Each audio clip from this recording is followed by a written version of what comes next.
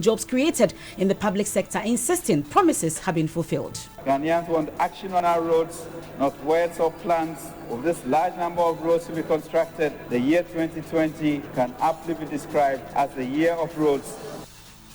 Also, JUSEC strike refuses to bite as Senior Staff Association of the Judicial Service defies order to lay down their tools, claiming they were not notified of the industrial action.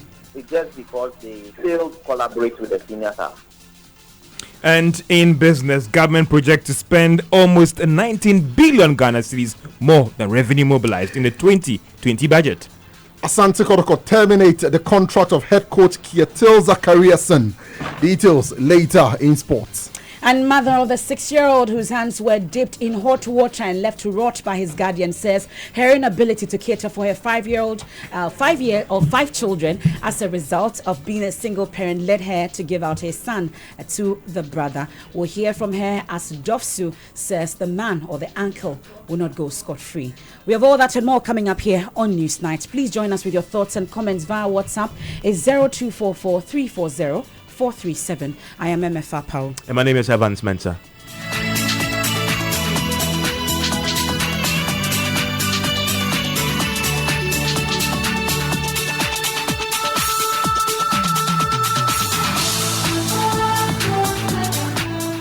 And we settle for the details. And Newsnight, as always, is brought to you by Puma Card from Puma Energy. Cash-free convenience. And Special Prosecutor Martin Amidu today clashed in court with Deputy Attorney General Godfred Yeboah-Dame. Now, while the Special Prosecutor remarked, if you don't respect, you can't come to me, the Deputy AG said Mr. Amidu had no right to suggest his office was not working towards retrieving some 47 million euros paid Waterville Holding. The Special Prosecutor dragged the AG to the Apex Court in his private capacity, saying the state was failing to retrieve the money. The Apex Court on Wednesday described the case filed by Martin Amidu as incompetent. Court correspondent Joseph Akable joins us in studio with details of that. Joseph, first of all, give us a background to this case and why Martin Amidu dragged the current AG to the Supreme Court.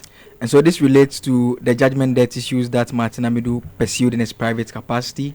He said that the court gave judgment against Waterville and Woyome, but the state has since been going after Woyome to retrieve that amount, 51.2 million cedis.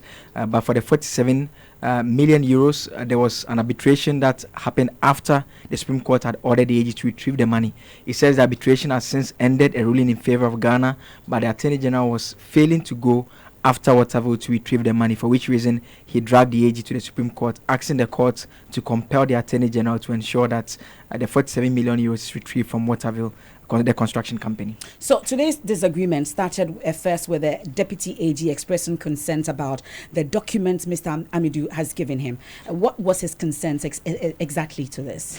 So he made a point that when the court gave the directions that he should cooperate with Mr. Amidu, he would have thought that he would have cooperated with him by engaging him and giving him the evidence, rather than filing the evidence as a document in court and also making it available to the press for publication, which would create the impression that the Attorney General's office was not working at retrieving the money.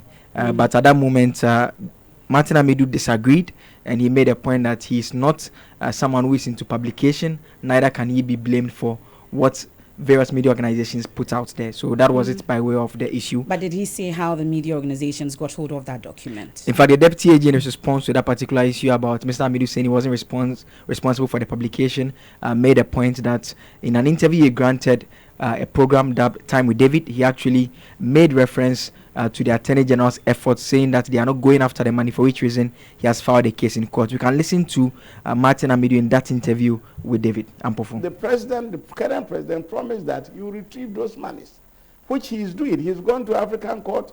They've started selling Woyome things, but they've left Waterville. But you see, Waterville went to arbitration for more than 1 year now. The arbitration concluded. Ghanaians have not even been told that the arbitration was in our favor, and therefore we should take our money. So when I discovered it, I decided to go back to court and sue the Attorney General. Go and execute that judgment. I am still in that process. The case will come. Suing the current Attorney General? Yes. For not pursuing the money? Yes. Because if you go to arbitration and win, even let we Ghanaians know that the arbitration award requires that we can go for the money. You hide it. Why? That's because 22 million euros of that money was created during the Kufuor administration, and 25 was created during the Mills administration. So in a bipartisan way, are you trying to suppress Ghanaians from getting their money? So I go to court. Now, so is the same interview that this lame duck issue came up, Evans? Am I right? So is the same interview? Yes. With, so in that interview, David? he also accused the Attorney General of attempting to make him a lame duck special prosecutor based on the bill he had taken to Parliament on how to, provide regulations for his particular sector, which is the Special Prosecutor's Office. But let's return to this matter in court today. There was a lot of drama.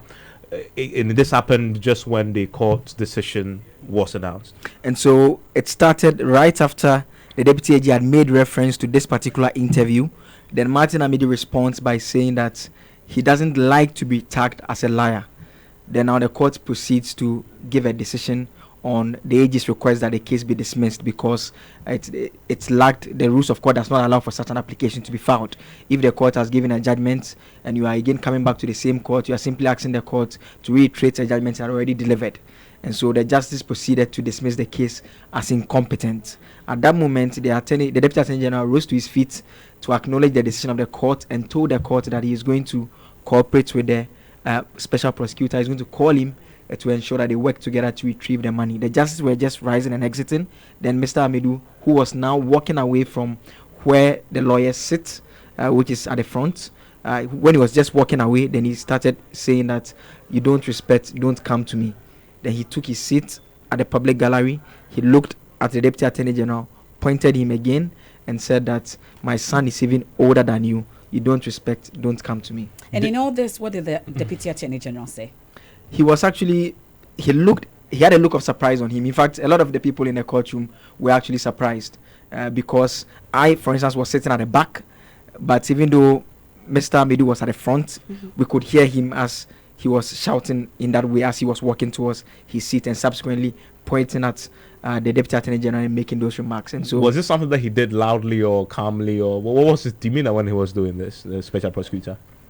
For something that could be heard from the back end, it was certainly a bit loud. So on top of his voice, it was almost not shouting, but you could hear him from the back end. So he wasn't shouting, but you could hear him from the back end. It's a large courtroom. It's the main courtroom where the election petition was heard. Okay. And so he started talking from when he was walking away from where the lawyers sit. He said, "Don't come to me. You don't respect." He took his seat.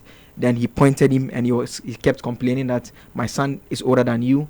You don't respect. Then it's interesting to hear the special prosecutor say, "You don't respect. Don't come to me." We know that the nature of his office means that you have to work with the AG's office necessarily. In fact, they have to file reports to the AG's office, and so to hear the special prosecutor say in court that because the deputy does not respect, don't come to me, it raises loads of questions.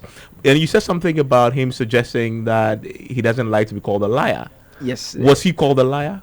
No, the Deputy AG didn't say that. What he had indicated was that the Deputy AG had made a point that if indeed Mr. Amidu, he said Mr. Amidu does not have the right to say that the Attorney General's office was not pursuing the money, and that if indeed he was desirous of ensuring that the money was retrieved, he would have presented the documents or collaborated with them instead of proceeding to leak the documents to the media. So it was at that point that Mr. Amidu responds. So that's a disagreement about whether he leaked it or not. So the Deputy AG's position was Martin Amidu leaked it. His position was I did not. Yes. Okay, so that's where he got the impression that he's been called a liar. Yes. So when he made the point that I didn't leak it, then the Deputy AG comes in to respond that at this number of minutes in this interview that you granted, you stated clearly that the Attorney General was not going after Waterville.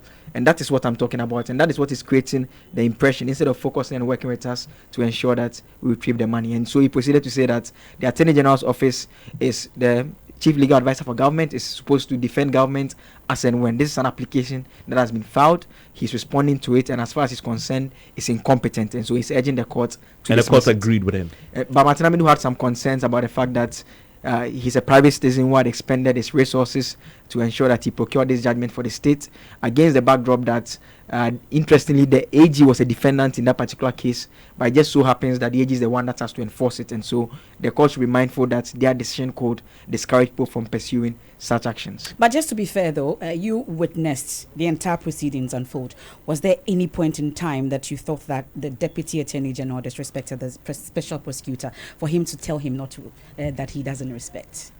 I didn't hear him say directly to him that he's a liar. Neither did I hear him make the point again in terms of the discussions that happened in the courtroom. And so in terms of what happened, you just heard Mr. Amidu say that to him. Yeah. Okay. But in terms of the retrieval of the money, what happens next? Do we know? For now, we understand the Attorney General's office is pursuing this particular matter, and they intend to engage any individual who can assist them, including the special prosecutor. We are grateful. That's our court correspondent, Joseph Akable. Thank you so much, Joseph. Now, let's move on to some other issues here on Newsnight. Mr. Speaker, I submit to you the Nkosua and Nkomum budget. A country united in one direction. God bless us all.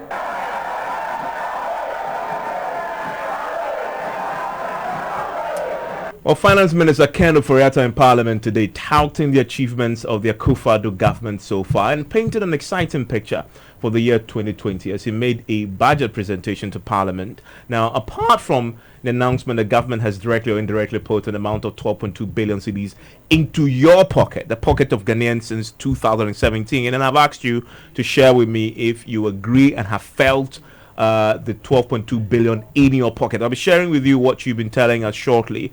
The finance minister says that amount in your pocket has come into your pocket through major initiatives and social interventions. The finance minister, Ken Ofori-Atta, also announced that government in 2020 will tackle roads following growing concerns and agitations about the deplorable state of a lot of the roads. Listen to it. Today, the cry everywhere is about the poor state of our roads. It is an unprecedented cry, and it makes you wonder where all the roads in the NDC Green Book are. Mr. Speaker, this is why we are going to focus more on fixing our roads across the country in 2020. To get the road sector moving and contractors back to work, government will pay 80% of all contractors. Mr. Speaker, we have identified critical roads across each of the 60 regions, and construction will begin on all these critical roads. Cocoa Board has also secured funds to continue ongoing and new cocoa roads. Work on these roads will also commence soon. As part of our new initiative to complement the traditional execution of road projects, we have launched, Mr. Speaker, the Accelerated Community Road Improvement Initiative. Ghanaians want action on our roads, not words or plans, but what has been done. We intend to swing into action, and the work has already begun so that the talking will cease. Mr. Speaker, with this large number of roads to be constructed, the year 2020 can aptly be described as the year of roads, along with a focus on all ongoing flagship projects. Now, so in this breakdown of the year of roads and all, we've looked at the document as was put out, but the construction of roads on page 158 to 161, all regions but the Volta region were mentioned in the breakdown of roads to be constructed in 2020 is something that would still be questioning and asking for answers to. But the Finance Minister, Ken Ofori-Atta, also announced that government is on course to delivering most of its promises. Speaker, the numbers indeed don't lie, and I have some numbers that make interesting reading. 1.2 million Ghanaian students would have had access to secondary education by 2020, justifying the spending of 2.2 billion Ghana cedis. It is gratifying to note that the first cohort of students under the program, numbering about 362,000, are due to graduate in 2020. Mr. Speaker, 1.9 million people have directly benefited from the Planting for Food and Jobs program. 97,373 graduates have been given an opportunity under NAPCO to better position them for future jobs. 83,000 Ghanaians have been recruited under the Forest Plantation program to help restore our environment. A further 138,026 Ghanaians have been employed under various programs to support public sector delivery. 55,000 nurses have been recruited to enhance healthcare delivery. 3.6 million Ghanaians have been registered under the National ID program. 1,000 sanitary facilities are under construction to address pindification. 49,000 trainee nurses have been paid 468 million cedis in allowances. 48,000 teacher training have also been paid 532 million cedis in allowances. Mr. Speaker. So he also touched on the controversial PDS deal. He talked about an accelerated tender process to select a new private sector player for ECG. After further investigation and extensive consultation with relevant stakeholders, government on October 19, 2019 announced its decision to terminate the PDS concession. Regardless, Ghana is fully committed to private sector participation in ECG and is focused on moving forward with urgency to find a suitable replacement for the PDS arrangements. Moreover, we are prepared to review the transaction structure and indeed recognize the need to improve significantly the management of ECG by bringing in world-class private sector expertise and attracting adequate private capital. Mr. Speaker, considering ECG's current distribution system losses of 24%, comprising 13% commercial and 11% technical losses, government is truly motivated by the urgent need to reduce these losses and improve service quality through the effective deployment of modern technology and world-class technical expertise with a view to creating a financially viable power distribution sector that is sufficiently equipped to meet the current and future needs of Ghanaian households and businesses. So in Koswo, in Kambum or farewell budget, those were the descriptions given the government's 2020 budget and economic plans for the year 2020. But members of parliament are split on the figures announced by the minister. Joy News spoke to some of them after the presentation. Speak to a contractor, an average contractor who works for Road Fund. He's saying that I'm not being paid. As a result, I can't even service my debt in a bank. As a result, I'm laying down my workers. They are going home. I cannot run businesses because government owns me. Is there any good news for them? Obviously not.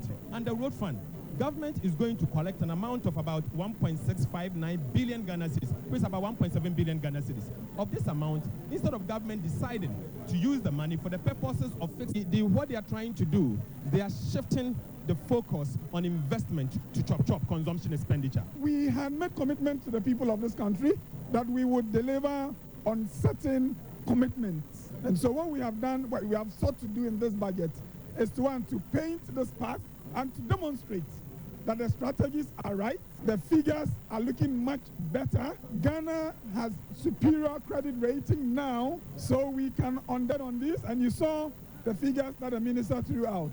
How much money we have put into these interventions, just so people can feel that we govern for them. I think it's a good move.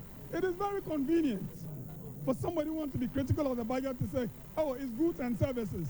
And they do so respectfully with accepting mischief. A lot of them are going into expenditures that ultimately will help the economy grow. Because when you look at the National Fiscal Stabilization Levy, it had been extended to December 31st, 2019. This year's budget seems to give it another lifeline for the next 3 years, another 3-year extension. So clearly that's a new tax that's been introduced, because as far as businesses were planning on the back of the 2019 budget, they were not expecting to pay the 5% National Fiscal Stabilization Levy.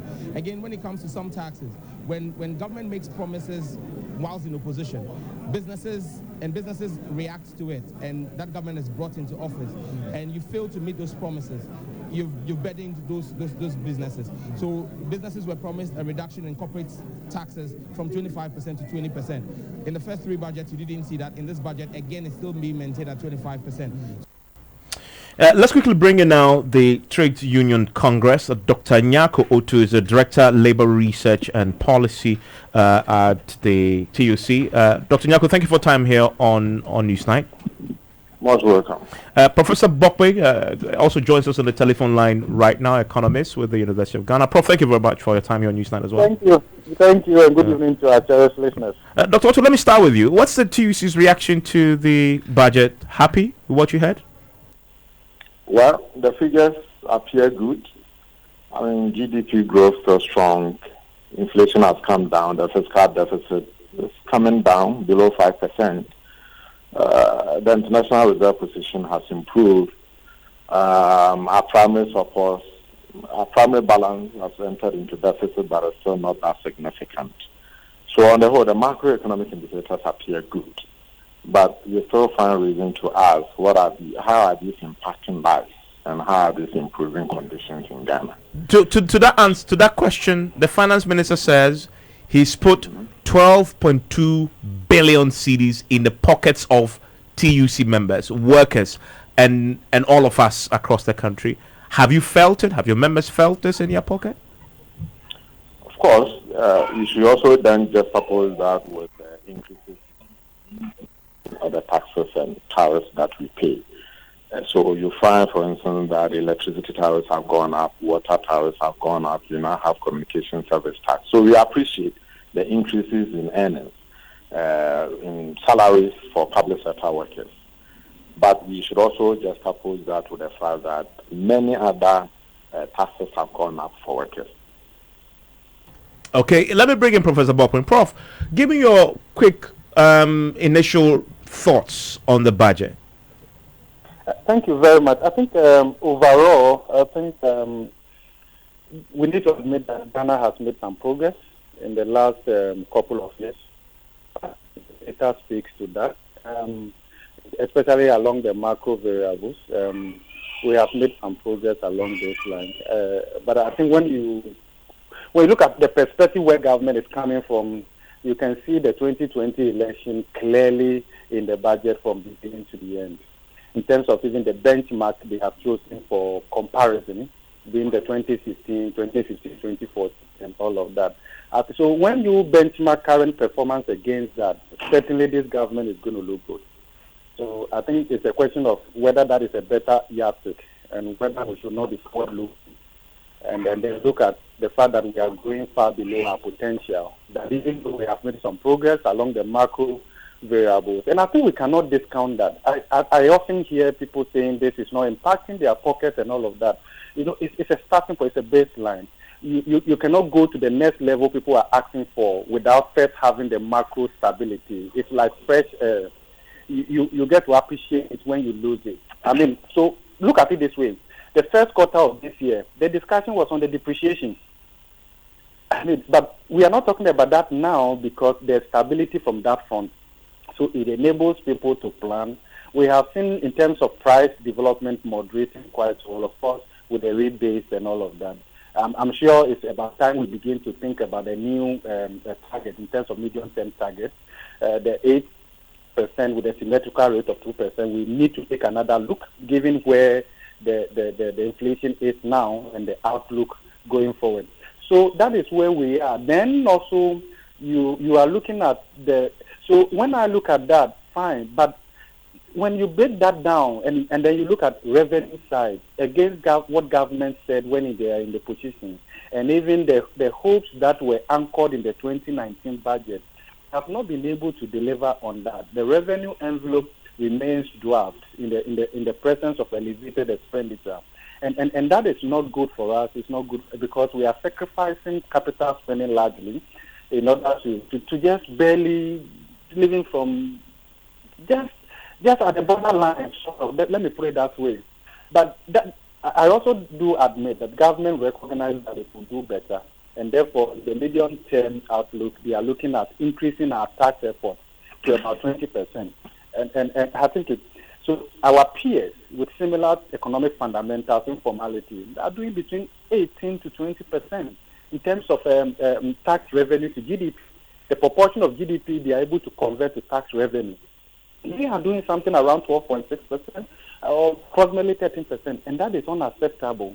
It does not speak well of government because one basic function of the state all over the world is to collect taxes. Because if you are ineffective at collecting taxes in the presence of structural deficits, then chances are that you've got to load a lot more onto your debt stock, and that is what we are seeing.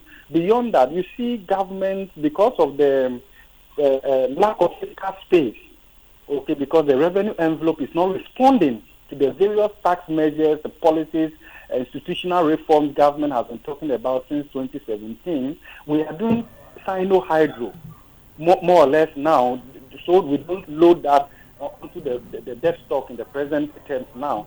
So these are the challenges. You see, so and going forward, I'm happy government is talking about roads, but we've always been talking about roads. We need to scale up in terms of infrastructure financing, because even the existing physical infrastructure stock, because of climate change and the temperature variation, Ghana is going to lose more than 30% of its physical infrastructure in the next 5 to 10 years to just climate change alone, because they were not climate resilient. And that itself will will further impose restrictions on the growth drivers of the economy. Prof. Bopwing, I want to quickly bring in Dr. Otu with the TUC. And Doug, based on what you heard today, will the Ghanaian worker be better off in 2020? Well, I mean, so I asked the question, how are these impacting lives, and how are these changing conditions in Ghana? For us, we have always thought that macroeconomic stability is good, but it should not be in a vacuum. If the economy is growing, we need to create jobs. We have seen government doing a lot of things in the public sector to bring on board a number of workers. But we also think that you need to evaluate some of these measures, because it requires public support to maintain, say, NAPCO. It's draining a lot of resources. But how is NAPCO contributing to public service delivery? It is important. We have asked for a review of NAPCO. We have asked for a review also because we think that there are problems with NAPCO, and the public narrative about it is not good. In the area of revenues, we have said, and in fact, we quoted the minister saying last year that government has drafted a policy on tax exemptions. We have asked for that policy to be issued so that we make an input into that policy. We haven't heard anything about it, only to be told in this budget that a bill has been submitted to Parliament. The public must be interested in the bill, because tax exemptions have political implications. Who gets it and who doesn't get it? To a large extent, there's politics in it. And it is important that if those tax exemptions are reducing revenue and constraining government's ability to provide public services to Ghanaians, then we need to interrogate it properly. Okay. Overall, what we think ought to be done is that, and in many respects, government is doing some of those things, like the support to the SME, support to the private business sector to be able to provide jobs. What is most lacking in most of these policies is effective implementation, so that those programs are not hijacked by special interests, and that it is implemented efficiently to a point where we say that the benefits are being realized by all. Okay, and just quickly to the question. So, on the basis of all that you just explained, confident that 2020 and of course the measures outlined today by the minister, the worker in 2020 will be better off. I mean, it will be difficult for me to say it will be better for Ghanaians or it will not be better for Ghanaians. Okay. Because also, you know that in our part of the world, budget execution itself can be very low. So you may have very laudable policies and programs outlined. So bottom line, it all depends on execution and implementation. Execution, okay. Exactly. I'm grateful that you joined us. Dr. Anyako too is with the TUC. LA head Professor Bopwing, who also joined us with his thoughts. Let me share with you a few of your messages on our WhatsApp platform. We asked you the question earlier. The finance minister said today that 12.2 billion cedis he's put in your pocket since 2017. Many of you joined us with your thoughts on that, and a few of them I'll share with you right now. This one from Tishinungwa Estate Papa Ansa says, good evening. Is finance minister and his deputy serious to us as Ghanaians? Have not received any money in my pocket. Fuel price gone up, they should be serious, government. And this one says, how does those evidences, be it nurses allowance, NAPCO, etc., end up in my pocket? In fact, I find this unfathomable. That's from, okay, it doesn't add a name to that message. And this is, life is rather getting tougher, and the few tough financially get going, whilst the majority of Ghanaians gnash their teeth in poverty. And this one from Deruba in East Legon says the finance minister should come again. Charles in Legon says, Evans, I have not received my share of the 12.2 billion. Have you also received yours? I'm guessing that's a rhetorical question. Nana on the Spring Text Rule says, it's sad that politicians think that we are illiterate. I know how much petrol I put in my car weekly, and I know how much electricity, gas and water bill I've paid and paying presently. I need my luxury tax back. Enyo says, I have never felt that money in my pocket. My salary get finished by middle of the month. MFS obviously goes all the way. I'm not even sure the last time she checked. Good management. Check. Yeah, you're feeling it in your pocket, obviously. Yeah, with good management. Peter from La Paz says, this budget is empty. There's nothing in my pocket. Okay. Kofi Sebi says, it is an insult the intelligence of Ghanaians for the finance minister to say that the MPP has put 12.2 billion cedis in the pocket of Ghanaians. This claim by the finance minister is blasphemous, so he should pray and ask for forgiveness for peddling the blatant falsehood. This one from J. Poku Collins says the budget presented by the finance minister shows Ghana is going to a better place, is going to be in a better place in 2020. What this government has achieved within 3 years is worthy of commendation, he says. And fastest growing economy, right? Then I guess the economy is leaving the people behind. Samiti says, did I hear the finance minister say the reduction of power tariffs has put money in our pockets? He should not provoke us. I used to pay 60 cedis monthly in 2018, but from April this year, I pay 200 monthly with the same gadgets I have been using since 2018. Where has the money been put? In my pocket. And this one from Benedict from The Hague says the times of trickle-down economics are long dead and buried. Macro stats do not necessarily correlate with improvements in people's lives and well-being. My pocket feels more empty than before with all the energy and other taxes imposed previously. Okay, but you are in The Hague, so but it's good to hear Maybe from there's you. a Hague in Ghana. Possibly, yes. And a final one says, okay, well, we'll share more with you. There's more messages to share with you. Remember, the budget is about the people, so it's good to hear more from you. George, please, before you start, 12.2 billion. How much you have in your pocket now? I don't think I have that much in my pocket. I don't think but so. you've every Ghanaian must have a share of that in your pocket somehow. You should have. I don't think so. Okay. What's your own understanding of that? And that it's interesting because again, the argument has been made about these economic indicators and how we feel it in our pocket, and even some have proposed always anytime a budget is read, and not just even about the budget. budget. The first time I've heard the finance attempt to sort of quantify the money in the pocket. And it's not about the budget, because some have also argued that going forward, even they're trying to use a different module to measure the impact of economic development on people. Some have spoke about the happiness index in countries like Dubai, and even they have Minister for Happiness and all the rest. That let's develop a different module where we can assess the impact of macroeconomic development on and people. Policies on people. Because if you use the traditional modules, you would want to deduce these numbers and see that because XYZ has gone here, then it means that this is the impact of this on the people. But maybe we should develop different modules where everybody can assess those modules, and you can quantify them, that if this has happened, then indeed Evans has felt this in his pocket. So maybe we should look at reviewing the module again and look at whether those ones could work better for us. The happiness index has been proposed. Maybe that could be a better way to assess how these policies have impacted on the lives of the people. You have more from the budget today. What else is there? Well, Evans, the minister is seeking approval to spend 85 billion Ghana cedis as he seeks to consolidate gains and create jobs. And also, he's also projecting to spend about 19 billion Ghana cedis more than revenue mobilized. To get you more details in this news, and because British News is brought to you by MTN Business, welcome to the new world of business. Kingdom Books and Stationery, your number one-stop shop for all your office essentials. And First National Bank, we are the bank that understands your business. First National Bank, how can we help you? So everyone says I'm a Kosia filler, but it's not like I'm nosy or go out to find out the latest filler.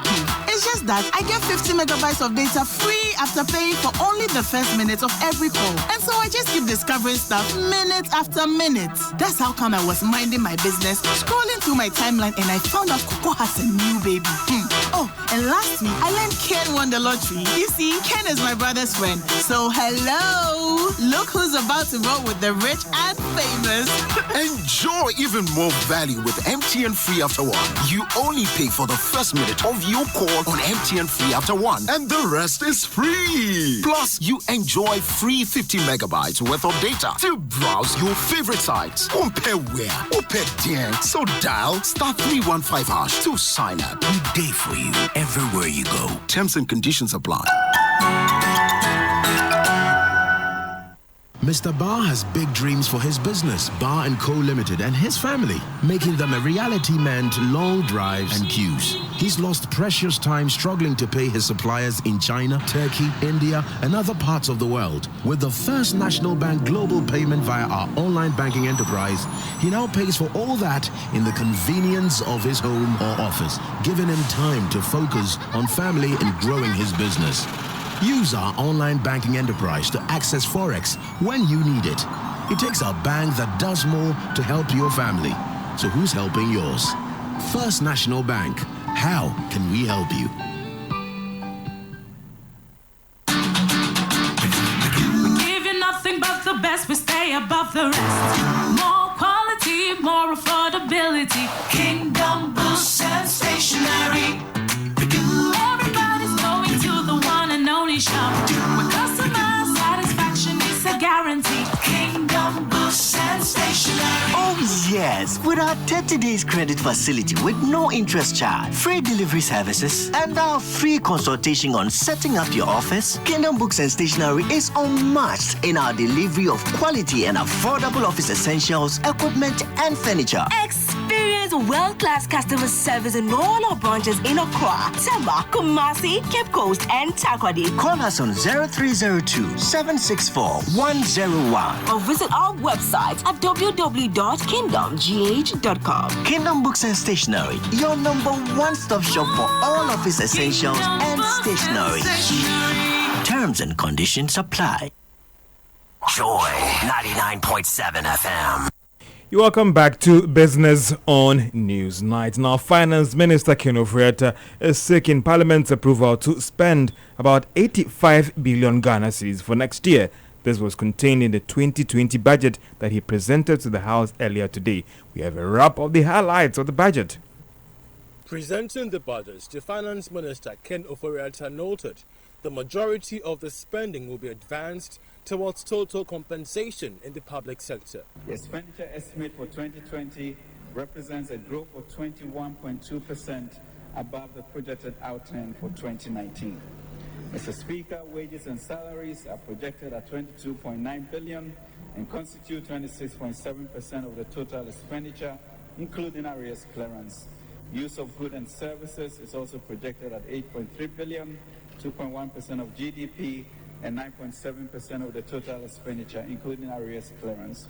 The minister has also been given details on how government plans to fund the almost 19 billion city budget deficit. Financing of the fiscal deficit from domestic sources will amount to 8.3 billion, 2.0% of GDP, while foreign financing of the deficit will amount to 10.6 billion, 2.7% of GDP, and will include a planned international capital market program to raise up to $3 billion US dollars, of which $2 billion will support the implementation of the 2020 budget, as well as for domestic liability management. Mr. Speaker, primary surplus equivalent to 0.7% of GDP, 3 billion Ghana cedis, is estimated for 2020. On revenue, Ken Ofori-Atta noted that the income and property tax will be the driver of the projected 67 billion cedis revenue target. Approximately 70% of domestic revenues.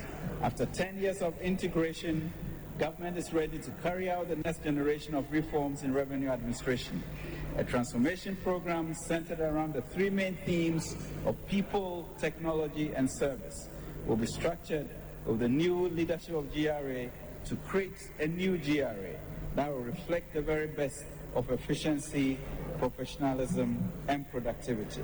The minister has also been giving us updates on the total cost of the financial sector cleanup, which stood at a little over 16 billion cedis. The total estimated call for fiscal intervention, excluding interest payments from 2017 to 2019, is estimated at 16.4 billion Ghana cedis, about 5% of GDP.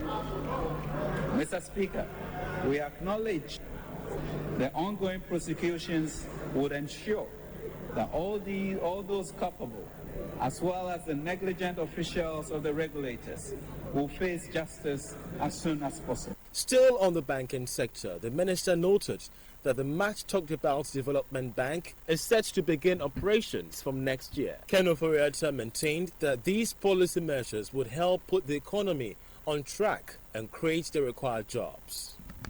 And that was a business desk report. Meanwhile, minority in parliament are describing the budget as empty. Kweku Rekitegan is a former deputy minister of finance, a member of parliament for Cape Coast Central. I am not actually quite sure what they are talking about, because this government says one thing and they do the opposite. I mean, how can you be collapsing, companies and causing job losses and say you are creating jobs? I find it very difficult to really, comprehend the two. They have been talking over and over. Every year we get a new budget with a lot of talking, a lot of promises. In fact, today, if I should tell you that there's something good in the budget, I will tell you that the promises were probably a bit lesser than we have had in the past. Wouldn't you credit them as being moderate, rather? Well, I hope so. But then one problem I have is that they say they're going to complete all the projects that they've been doing for the last 3 years. Would they be able to do it? Whether they will or they will not be able to do it is another question. You've been in government before. But let me tell you what my fear for it to be done. It's not. But the reason why they are saying that is because there is a lot of, basically people are not happy. And that as we are coming into an election year, they want to be able to, satisfy people. So this is a knee-jerk reaction. It's one of the things that they don't plan properly and don't execute it properly. My fear, and you and I know, is that we have really worked hard to basically get the fiscal discipline that we have today. Look, we have built on this fiscal discipline for 5 years. The fiscal discipline we are enjoying today did not start on the MPP. It started when difficult decisions were made by His Excellency. They have made it worse if they were also didn't contribute. Well, of course. But then again, if I build a boat for you to go to sea and the boat is doing good, wouldn't you give me credit as a good boat builder? Would you say that you build a boat and then you may have been a good captain, but somebody built a boat? So we have taken the country to IMF. Very difficult decision, very unpopular but necessary decision, and we are benefiting from some of the discipline that we put in place.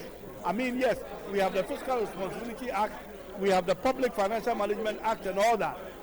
My fear is that we may jeopardize all this that we have built in the last 5 years. If we do, we take a knee-jerk reaction kind of a plan. Kweku Rekitegan is a former Deputy Minister of Finance and Member of Parliament for Cape Coast South constituency. And that's all for business on Newsnight. Financial services, providing knowledge and support and solutions. Customer-oriented, superior services. Your success our passion. Trusted, innovative financial services, providing knowledge and support and solutions. Customer-oriented, superior services. Your success our passion. 10 good years of loyalty, service with integrity, protective of our Ghanaian brand. 10 years of excellence, 10 years of loyalty. Your success our passion, oh yeah. Your success our passion. Your success our passion. Ma, please give me your phone. Let me make a quick call. So you're still on that network that gives you fair data and talk time, where Vodafone has double the Red 1, Red 2, and Red 5 offers. For 5 CDs, Chikra. You get 250 minutes to call all networks, 250 megabytes data, and more. I'm moving to Vodafone today. Switch to Vodafone to enjoy double Intusor on red bundles of 1, 2, and 5 CDs. Enjoy double talk minutes to call all networks and double data to browse. Vodafone always gives you more. Dial *200# to subscribe now. Terms and conditions apply. The future is exciting. Ready? Thank you, folks. On my A list today, show some love for Contractor EB. So, Contractor, what do you think about the country's changing skyline? Oh, send them down there, Shirima. Across skyline, they change you. Wow. Contractor, don't you get worried when you hear of buildings collapsing? I'm out for an aswan on Tassam. It is the likability of using low quality product. Please explain why. Yeah, cement is no quality on the gasem. Village of Fefu. It was built with gasem. Says the gasem construction see hot pumping N1 can you tell market Kotokana Kumasi Airport Cape Coast Stadium a trouble gas project in Gasebo Messi what the quality you know what is quality Gasem 3 cement grades greater value Gasem the nation builder.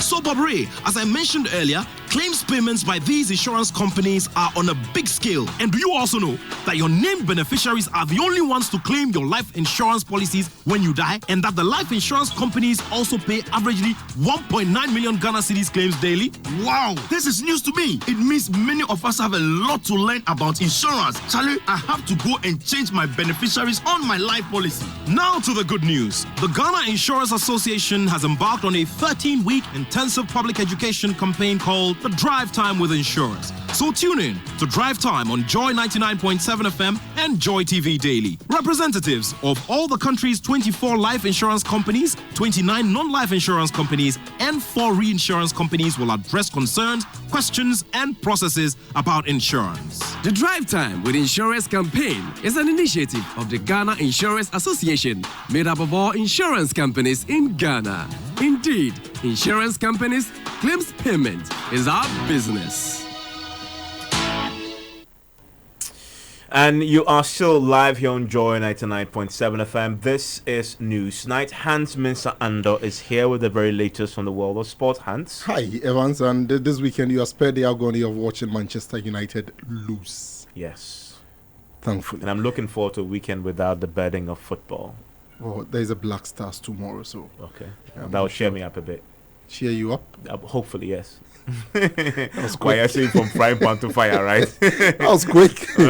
But they say bring back the love, and so we'll see how it goes. We'll see how it goes. Yes. But tomorrow, is it the first game since the? Yes, since the AFCON. Since the new executives were absolutely. So this is the first Black Stars game since they took office. Absolutely. Okay, there's a lot riding on this. Yeah, a lot, quite a lot. Now, Kumasi Asante Kotoko have terminated the contract of head coach Kietil Zacharias, and this is a direct consequence of the club's failure to make the group stages of the CAF Champions League and the CAF Confederations Cup. The club referenced several clauses in his contract as the basis for the termination of the contract, and those clauses are specific to targets that were set for him to make the group stages of the CAF Champions League and also or the group stages of the CAF Confederations Cup, targets that haven't been met by the coach. The club released a statement, and they say that the letter is a formal notice to the coach, and that it is a final and not subject to review. It goes ahead to say that the coach will be paid his outstanding salary for the month of October 2019, and wish the coach well in his future endeavor. So we suspect that this is not the end of this story. Kietil Zacharias, we understand, was demanding $12,000 as a severance package, but we don't know if Asante Kotoko are willing to meet that. So we expect that there will be a showdown between Kotoko and their head coach. Oh, well, we'll see. For Kotoko fans, they're getting a coach very soon, the substantive one. Yes, Johnson Smith, we understand, is a caretaker coach as of now. But Kumasi Asante Kotoko. Well, the next moment you could be appointed as head coach. I would love to. I would love to show Ole how it's done. Thank you very much. Well, there appears to be a rift or a split or some disagreement in the front of the Judicial Service Staff Association of Ghana following their call of a nationwide strike, because it appears some staff have defied the call to lay down their tools. And I'm talking about the Senior Staff Association of the Judicial Service. They claim they were not notified of the industrial action.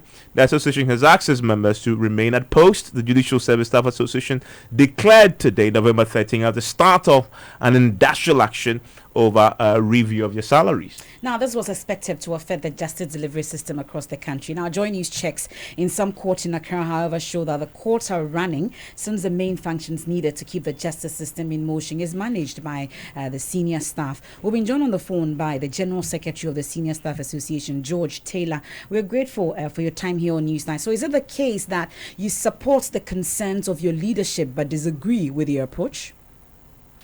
That is so, madam. Now, what exactly were you expecting? Say that again. I'm asking what exactly you were expecting. What was the appropriate approach for you?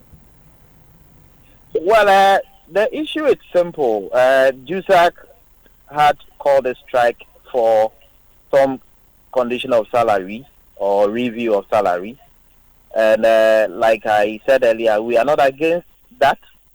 But we believe that once we are also a different body altogether, when you want to call any strike action, you must come to us and talk to us. You just can't go ahead and issue any strike without talking to the other body. That we think is a disrespect. And that is why we issued that disassociation or that disclaimer, disassociating ourselves, that we don't think we want to go that way. Is it a case that there's a divided front of JUSAC? Are you not part of the leadership of JUSAC? Because you're senior staff, you're not part of the national executives? No, we are not. This is another union in the service altogether. We have Judicial Service Staff Association of Ghana, that is JUSAC. And this is Senior Staff Association of the Judicial Service of Ghana. And once you heard about the declaration of the nationwide strike, and did you draw the attention of the national executives, for instance? What did they say? What kind of explanation was given the senior staff? Well, we cannot say why, but I believe that the issue here, like I said, is simple. If you want to declare strike, and you know that you have two unions in the same institution, it is only fair that you bring the other union on board. Well, so as it stands now, the Senior Staff Association are not part of this nationwide strike. That's the case? Not at all. We are not. Okay. We are working. And that is why this morning, if you have checked, we were in office and working. However, since you still have the same concerns, are you hoping that these concerns will be addressed, and when? Definitely, we hope so. And that is why we all went before the National Labour Commission. They issued the directives, and we wanted that directive to be followed. We thought we were all going to follow that directive only for them to come and issue this strike.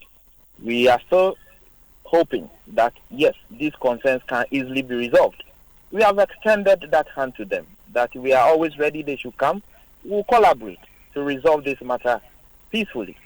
Have you seen any commitment from those who have the power and the means to resolve your concerns, the government, etc., to deal with the concerns you've raised? Whether we have seen any? Have you seen any commitment to address the concerns that you have? I believe that it is we that we must get our house in order. Then before we probably could approach, and then we see that commitment. Until putting our house in order, I doubt whether that commitment will come. But, well, as I said, we are ready. We are always ready to collaborate and fight together. I'm grateful that you joined us with your thoughts. Joe Taylor is the General Secretary, Senior Staff Association of the Judicial Service. And you know that the NLC has since declared this particular strike illegal. Now, the Domestic Violence and Victim Support Unit says the man who dipped hands of a 6-year-old boy in hot water and left them to rot will be made to face the full rigors of the law. In an interview with Joy News, DOFSU Coordinator Superintendent Evelyn Bobo stated her outfit will also get some psychological support for the victim. We make the justice that the young boy deserves, he will get that justice.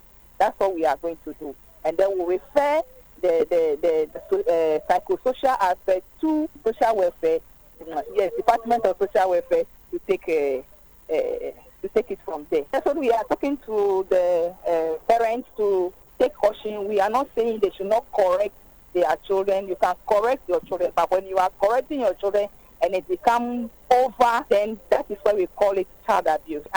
Working on it. Currently, the young boy is on admission at the Rich Hospital. First of all, we're thinking that the mother is not around, and if the boy is recovered, then we'll hand the boy over to social welfare to look for placement for him. But luckily, the mother is around. So that's what we are doing now. So if they need a counseling, we will refer them to clinical psychologist to counsel the boy.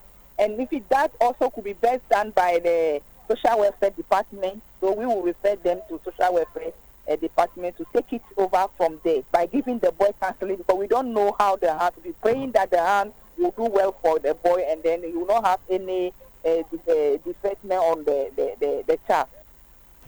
Meanwhile, the mother of this boy has since been speaking. She's arrived in the country, and she says she's shocked by the news. She says that she only allowed her brother to take the two of her children from Togo, 2 out of 5 children, because she's a single parent and is struggling to take care of them.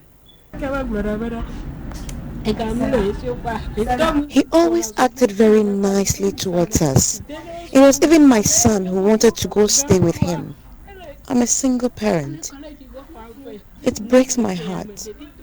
If I had money, I would have taken care of my son alone. Now look at my son.